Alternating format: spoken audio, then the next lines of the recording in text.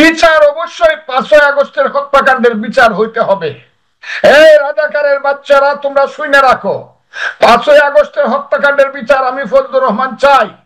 বাজে কথা বলবো না, তোমাদের চেয়ে 5ই আগস্টে আমি বেশি কষ্ট করছি, আমি বেশি রিস্ক নিছি। রাজাকারের বাচ্চারা আমাকে কালকে অন্তত 5 লক্ষ গালি দিছে, 5 লক্ষ রাজাকারের বাচ্চারা। আমি তাদেরকে বলি বিচার হতে হবে 5ই আগস্টের, কিন্তু বিচার হতে হবে লিগেল বিচার, ইলিগেল বিচার না। আমি এই কথাটা বলার পরে কালকে লক্ষ লক্ষ কি বলছিলাম আমি, যে এই কোর্টটা সম্পর্কে যখন গণতন্ত্র আসবে দেশে, এখন তো গণতন্ত্র নাই, এখন কোর্ট কাছারিতে বিচার হয় না তেমন। যখন গণতন্ত্র আসবে, writ bench, real writ bench আসবে হাইকোর্টে, তখন গিয়ে একজন আইনজীবী দাঁড়ায় বলবে, মাই লর্ড, 24 আগস্টের পরে যে কোর্টটা হয়েছিল ট্রাইব্যুনাল, এইটা সঠিক ছিল না, বেঠিক ছিল।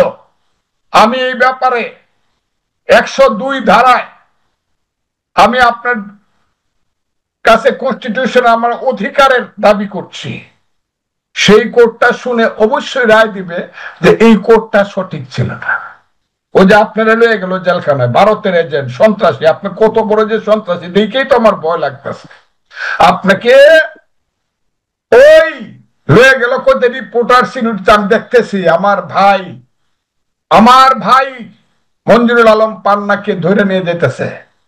আমার সিনিয়র লিডার মুক্তিযোদ্ধা লতিফ সিদ্দিকী পাশে এসে গায়ে হাত দিতেছে, প্রফেসর কার্জনকে মারতে চাইতেছে, আর একজনকে গলায় টিপা দিয়ে ধরছে মুক্তি।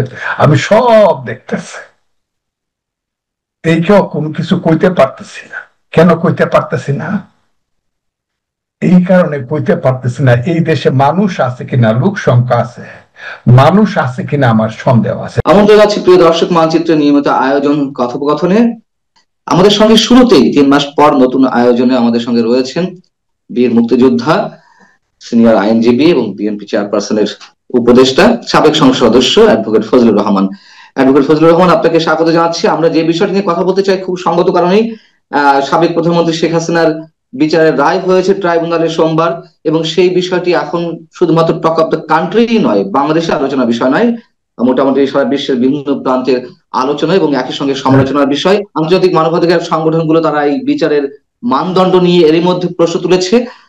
একজন সিনিয়র আইনজীবী হিসেবে এবং একজন অভিজ্ঞ রাজনীতিবিদ হিসেবে আপনার কাছে আমার প্রশ্ন, আপনি কিভাবে মূল্যায়ন করছেন শেখ হাসিনার যে বিচারের রায়টি হলো ট্রাইব্যুনালের মাধ্যমে? আপনাকে অসংখ্য ধন্যবাদ।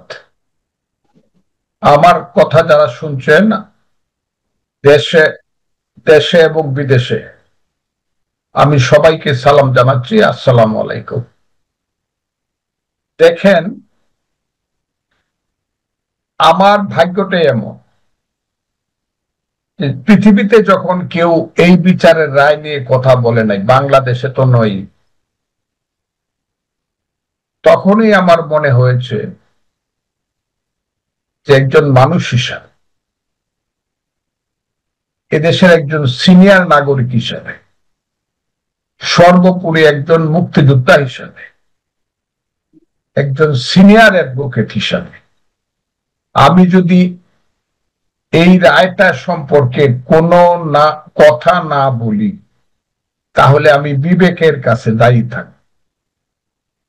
কারণ আমি জানি এই রায়ের ভবিষ্যৎ কি। ফুটবল খেলার গোল দেখে হাততালি দেওয়া আর রায় শুনে হাততালি দেওয়া তো এক জিনিস নয়। আমার কাছে মনে হয়েছিল গতকালকে এবং প্রতিদিন, এবং যেদিন এই বিচারালয়টা, স্পেশাল ট্রাইব্যুনালটা কনস্টিটিউট হয়, গঠন করা হয়, সেদিনই আমার মনে হয়েছিল এই বিচারালয়ে একমাত্র 71-এর রাজাকার আল বদর আল শামস দালাল, স্বাধীনতা বিরোধী ছাড়া আর কারো বিচার হওয়া উচিত নয়। এটা বন্ধ করে দেওয়া উচিত ছিল এবং এটাকে জাদুঘরে পরিণত করা উচিত ছিল। কারণ এই ট্রাইব্যুনালটা গঠন করা হয়েছিল প্রথমে 1973 সনে এবং পরবর্তী সময় শেখ হাসিনার 8 সনের পরে। এই দেশে যারা মুক্তিযুদ্ধের বিরোধিতা করেছিল এবং আইনগতভাবে যাদের বিচার হওয়ার জন্য নিশ্চিতভাবে